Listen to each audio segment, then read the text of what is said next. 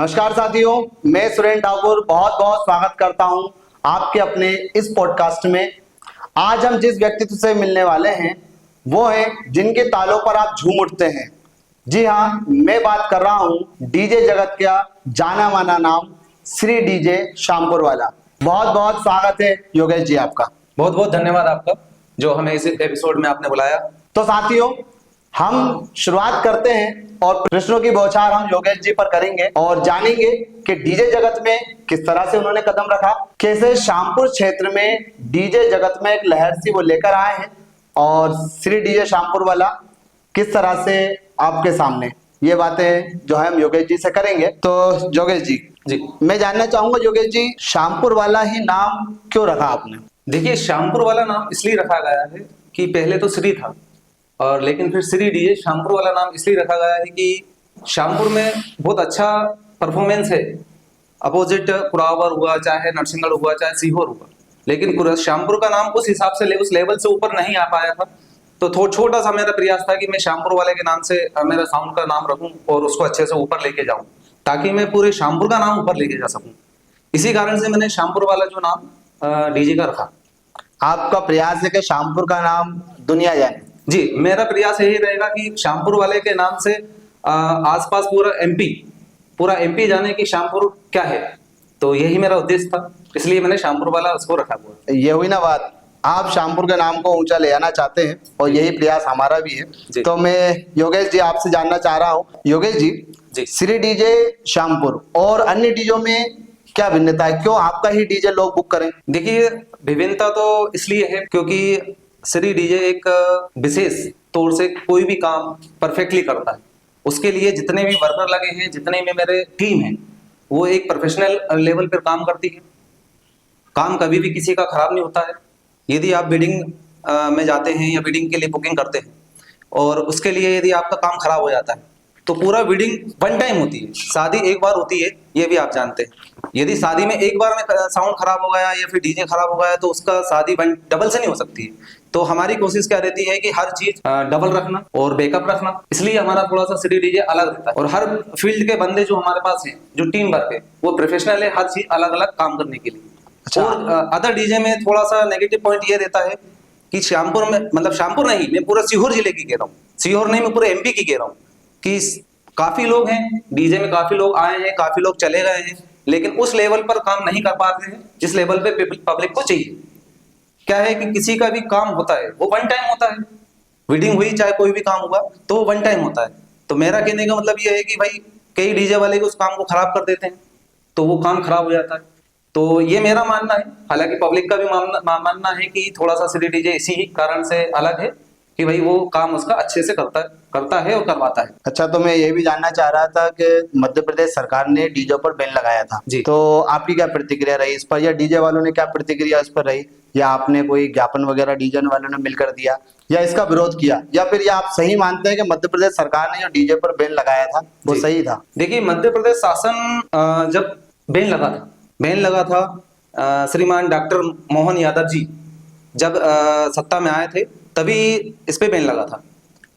हालांकि supreme court के द्वारा पहले से निर्देशित है कि 10 बजे के बाद, रात को 10 बजे के बाद आप डीजे नहीं बजा सकते हैं परमिशन लेकर, ठीक है।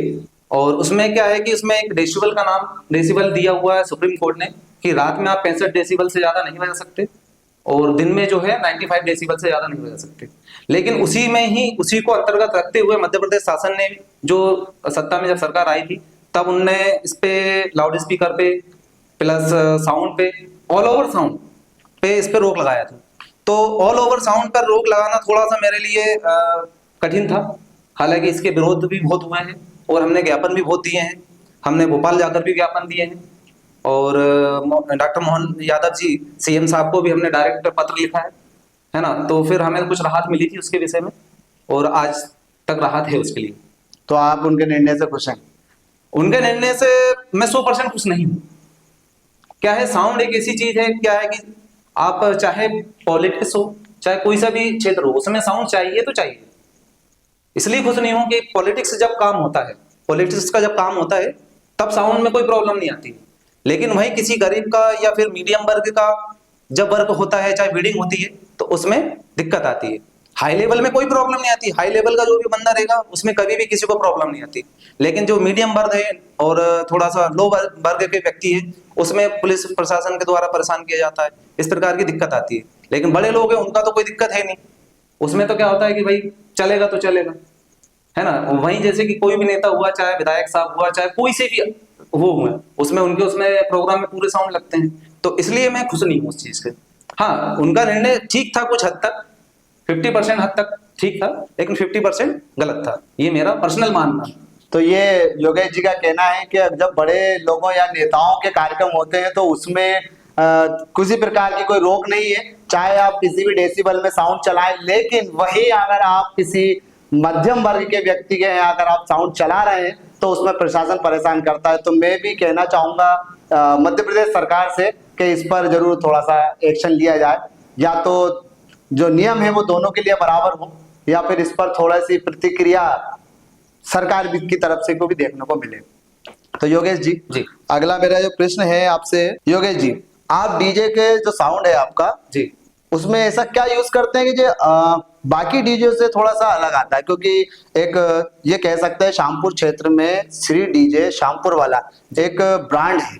देखिए ब्रांड तो मैं अपने मुंह से नहीं कह सकता, लेकिन ये पब्लिक का प्यार है ना, कि श्री डीजे को अलग बनाता है, ये पब्लिक का प्यार है। मैं ब्रांड मैं नहीं मेरे मुंह से कहूंगा कि ब्रांड है, ये पब्लिक बताती है, पब्लिक का प्यार है, वो क्या जानती है, वो क्या कहती है ना। और रही बात श्री डीजे क्या यूज करता है, तो जैसे कि मैं बता दूं आपको, श्री डीजे पहले जब स्टार्टिंग हुई थी उसकी, तब तो जो मार्केट में कंपनियां थी उसी के हिसाब से काम करता था। लेकिन अब लगभग 2 साल से वो खुद VS audio and cabinet Bhopal, जो कि खुद का मैन्युफैक्चरिंग प्लांट है, ये खुद बनाता है और प्लस खुद सेल भी करता है, अदर डीजे वाले को भी सेल करते हैं, बनाते भी हैं और सेल भी करते हैं और खुद यूज भी करते हैं। तो ये थोड़ा सा सीक्रेट है हमारा कि क्या यूज करते हैं हम, तो वो हम खुद मैन्युफैक्चरिंग करते हैं। तो आपका बनाया गया साउंड ही आप यूज करते हैं? हाँ, अब हम 2 साल से, लगभग 2-3 साल से खुद बनाया हुआ साउंड यूज करते हैं। अच्छा, बहुत बढ़िया। ये हुई ना बात योगेश जी। योगेश जी, मैं आपसे जानना चाह रहा था कि बहुत से कंपटीशन देखने को मिलते हैं जी। तो डीजे का भी कंपटीशन होता है? देखिए कंपटीशन तो हर क्षेत्र में जी, चाहे दुकान में हुआ, चाहे किसी भी काम में हुआ, कंपटीशन हर क्षेत्र में। लोग कहते हैं शॉप खोली, अरे यार बहुत कंपटीशन है। चाय की दुकान यदि आप खोलते हो तो उसमें भी कंपटीशन, कौन अच्छी बनाता है। चाहे चाय की दुकान भी यदि आपने खोली है तो उसमें भी कंपटीशन है कि भाई कि कौन इतनी अच्छी बनाएगा, तो हर क्षेत्र में कंपटीशन है। इसी प्रकार डीजे में भी कंपटीशन है, और डीजे का कंपटीशन ऐसा नहीं है, डीजे का कंपटीशन सिर्फ साउंड का है कि किसमें कितना अच्छा नीट एंड क्लीन साउंड आ सकता है, तो वो डीजे में कंपटीशन रहता है। तो मैं जानना चाह रहा था, डीजे कंपटीशन भी बहुत से होते हैं जी, तो आप भी डीजे कंपटीशन में भाग लेते हैं? बिल्कुल भाग लेते हैं हम, और जहां भी हमें मौका मिलता है कंपटीशन के लिए बिल्कुल हम भाग लेते हैं। जहां हमारी बुकिंग होती है वहां हम भाग लेते हैं। और रिसेंटली हमने बैरसिया के पास भी कंपटीशन किया है, कुरावर में भी हमने काफी कंपटीशन किए हैं, भोपाल में भी हमारा चल समारोह में गाड़ी गई है, भोपाल के पास बैरागढ़ में भी हमने कंपटीशन किया है। जहां हमें प्यार मिलता है, जहां पब्लिक का सपोर्ट मिलता है, जहां पब्लिक हमें बुलाती है, वहां हम जाते हैं। तो योगेश जी, जी, यदि बात आ गई है, यदि बात आई है कंपटीशन की और कुरावर के कंपटीशन की बात ना की जाए तो ये बेईमानी होगी। जी, तो योगेश जी, मैं जानना चाहूंगा, पिछले साल आपने कुरावर में जो डीजे कंपटीशन हुआ था जी, उसमें आप विजयी रहे थे, और इस बार का क्या मामला रहा है? देखिए पिछले साल का विजय होने का ये है कि पब्लिक ने बताया है, हमने कभी नहीं बोला कि हम विन हुए हैं, विजेता है।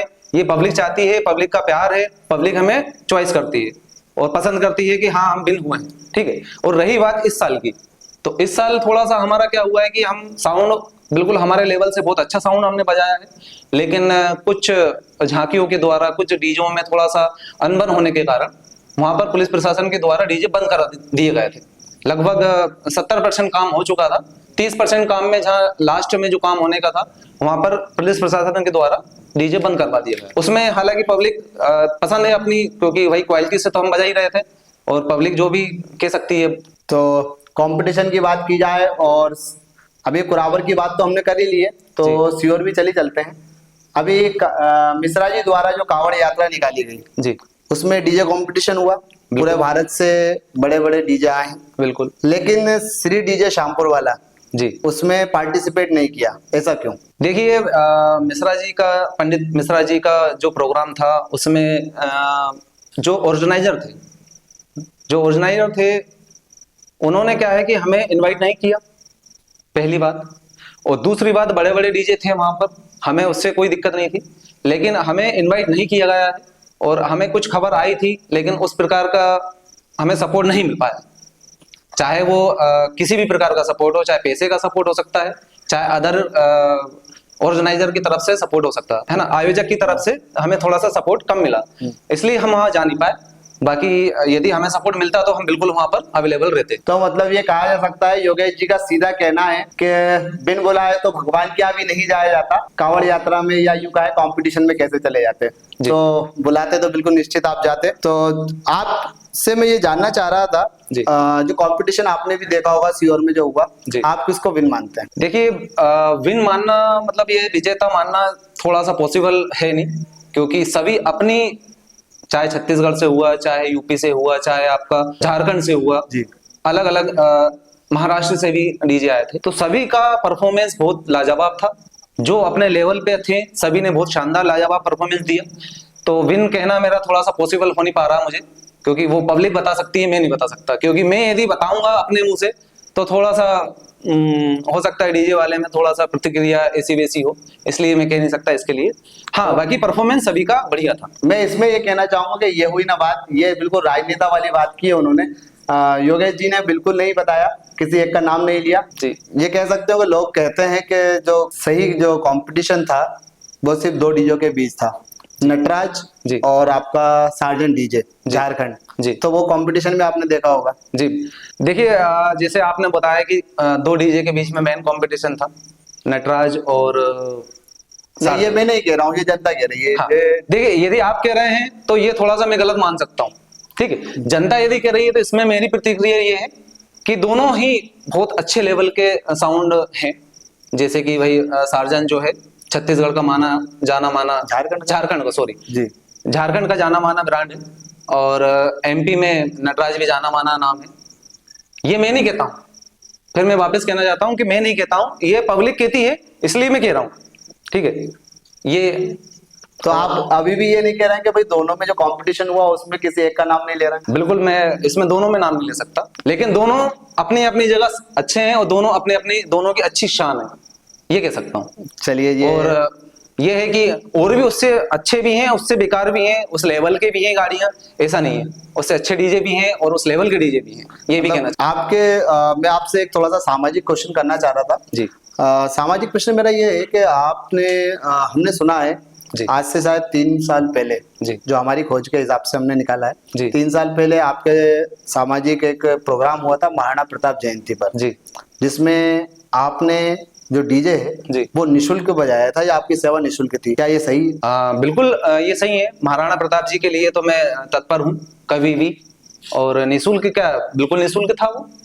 और मैं हिंदू धर्म के लिए बिल्कुल तत्पर हूँ, कभी भी ऐसा प्रोग्राम रहता है तो मेरा प्रयास तो निशुल्क रहता है। महाराणा प्रताप की जयंती नहीं, कोई सा भी पर्व हुआ है उसके लिए मैं बिल्कुल निशुल्क सेवा मेरी रहती है। और निशुल्क की बात आ रही है तो जैसे कि मैं मेरे गाँव में निवारिया है ना, श्यामपुर के जस्ट पास में ही है, उसमें भी मैंने धार्मिक कार्यक्रम जितने भी करे हैं वो निशुल्क ही करे हैं, है ना। और हिंदू धर्म के लिए कभी भी मैंने मना नहीं करी है और मैं आगे भी कभी भी मना नहीं करूंगा।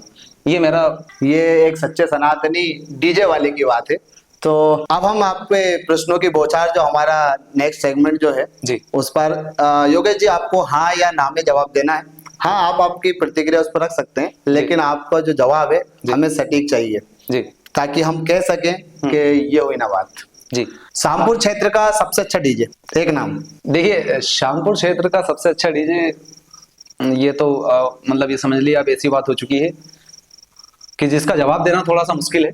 हालांकि आपने पूछा है तो जवाब तो देना पड़ेगा। आप आपके डीजे का भी नाम ले सकते हैं। नहीं, मैं मेरे डीजे का नाम ले सकता हूं, लेकिन मैं लूंगा नहीं। जो शामपुर की पब्लिक जिसको पसंद करती हो वो सबसे एक नंबर रहेगा। जो शामपुर की जनता या आसपास की जनता जो भी है, जो पब्लिक का ज्यादा सपोर्ट है जिसके पास, वो अच्छा रहेगा। अच्छा, तो आप अभी भी नाम लेने से बच रहे हैं जी। एक प्रश्न है मेरा जी हाँ या ना में जवाब चाहिए। योगेश जी, जी ये आप हमें बताएंगे कि अफवाह है या सच है? क्योंकि हमने ये सुना है कि शामपुर श्री डीजे शामपुर वाला जी। की बुकिंग जो है महंगी है। ये बिल्कुल गलत है और ये अफवाह है कि श्री डीजे शामपुर वाला महंगी बुकिंग करता है, ऐसा नहीं है। तो मैं इस पे ये प्रतिक्रिया देना चाहता हूं कि जैसा जिस व्यक्ति का जैसा बजट होगा हम वैसा काम करते हैं। ये है कि बेस्ट परफॉर्मेंस देने के लिए थोड़ा सा महंगा होना जरूरी है। उसका कारण ये है कि यदि आप बेस्ट परफॉर्मेंस किसी चीज की देते हैं तो बेस्ट वर्कर रखना पड़ेंगे, आपको बेस्ट टीम रखना पड़ेगी जो कि अच्छा पैसा लेगी, और अच्छा पैसा लेगी तो अच्छा पैसा देना भी पड़ेगा। तो हल्का सा ये मैं इसमें कहना चाहता हूँ कि ये गलत है कि महंगी बुकिंग है, बजट के हिसाब से हम काम करते हैं।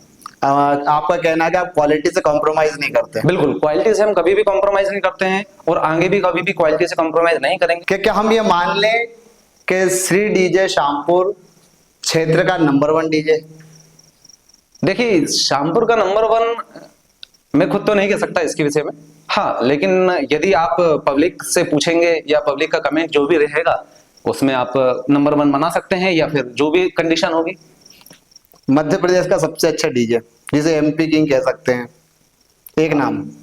नहीं, एक नाम मध्य प्रदेश एमपी किंग के नाम से मैं किसी का नहीं ले सकता हूं, क्योंकि मैं खुद उसी फील्ड में हूं, तो मुझे थोड़ी सी परेशानी आ सकती है उसके लिए। नहीं तो लोग तो कहते हैं कि नटराज को एमपी किंग कहा जाता है। नटराज खुद कहता है कि हम एमपी किंग हैं, नाम के आगे लगाता है नटराज द एमपी किंग। या बिल्कुल, यदि सामने वाला लगाता है तो होगा, और यदि पब्लिक मान रही है तो होगा, लेकिन मैं नहीं कह सकता। अच्छा, आप आपके मुंह से नहीं कह सकते कि एमपी किंग कौन होगा, लेकिन जनता कहती है कि नटराज है, लेकिन उसमें भी आप शायद सहमत नहीं है।